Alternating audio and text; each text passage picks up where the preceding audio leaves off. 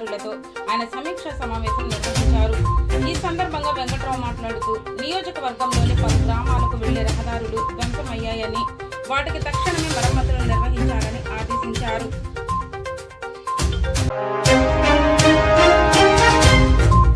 రాష్ట్ర వ్యాప్తంగా అమలవుతున్న నూతన ఇసుక విధానంపై భవన నిర్మాణ కార్మికులు, నిర్మాణ రంగ ప్రతినిధులు, కూటమి శ్రేణులు, నేతలు హర్షం వ్యక్తం చేస్తున్నారు. కూటమి ప్రభుత్వానికి కృతజ్ఞతలు తెలుపుతూ చంద్రబాబు, పవన్ కళ్యాణ్ చిత్రపటాలకు క్షీరాభిషేకం చేశారు.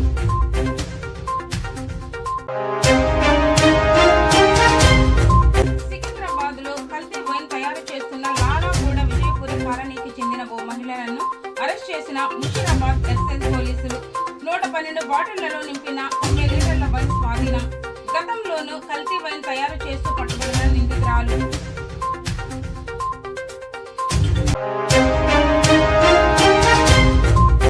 ఆంధ్రప్రదేశ్ రాష్ట్ర మానవ వనరుల అభివృద్ధి శాఖ మరియు ఐటీ శాఖ మంత్రి నారా లోకేష్ ని గన్నవరం నియోజకవర్గ శాసనసభ్యులు యార్లగడ్డ వెంకట్రావు మర్యాదపూర్వకంగా కలిశారు.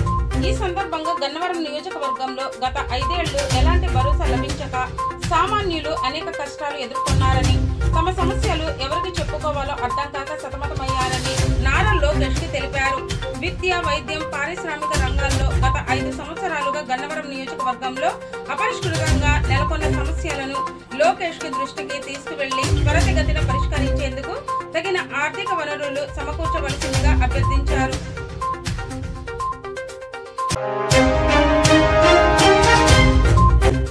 గన్నవరం తెదేపా కార్యాలయంపై దాడి ఘటనలో దర్యాప్తు వేగవంతం. ఇప్పటి వరకు 14 మందిని అదుపులోకి తీసుకున్న పోలీసులు వీరిని కోర్టులో హాజరుపరిచే అవకాశం. మిగతా నిందితుల కోసం ప్రత్యేక బృందాలతో గాలింపు. విషయం తెలిసి పరారీలో